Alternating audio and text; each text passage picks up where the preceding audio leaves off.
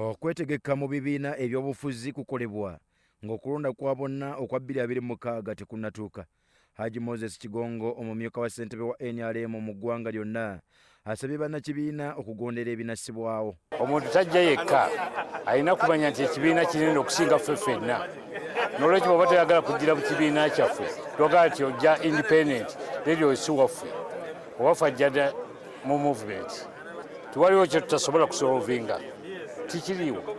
Nga kiri wano ku nsi, tujja kusolvinga zonna problems eziru.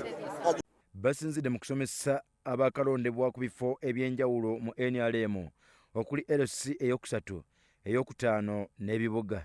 Dr. Chris Balyomunsi alabudde abategeka okutabangula eddembe eririwo okwekuba mu kifuba.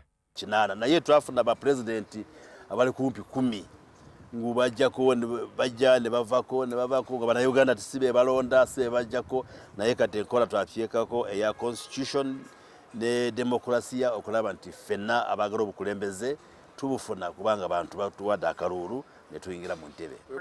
Richard Tadwongo, ssabawandiisi wa NRM, ategeezezza nti mu tteeka lya gavumenti ez'ebitundu baagala okulambika ebikolebwa bannakibiina ku disitulikiti.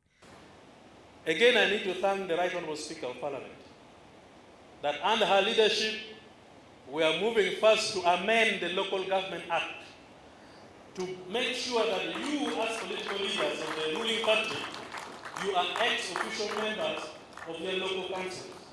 N'abakulembeze abanguddwa boogedde bati. So meeting eno kigenda tuyamba kusooka okulaba enkolagana ne ba politicians ne ba technocrats kubanga ffe tuli ba policy makers ate ba technocrats ba implementers. Sibya kuba ebibyoka byomulaga kubanga nno gwanga lyamu n'ebirungi mbere nga mbiraga oba bya NRM oba bya patendara kyoka mulage ensi yamu being patriotic because principles zaffe ziri nnya pan-africanism bobota otanjagade but rowoza ku Africa. NRM okulaba bikibi bakyamana bapya bagenda okutambulirako n'okubayigiriza bikibi bivunanyizibwa nga buvunanyizibwa bwabwe nga bakyamana abapya tulowooza. Bya Muhammad Wamala, Soroti TV Omunnyo.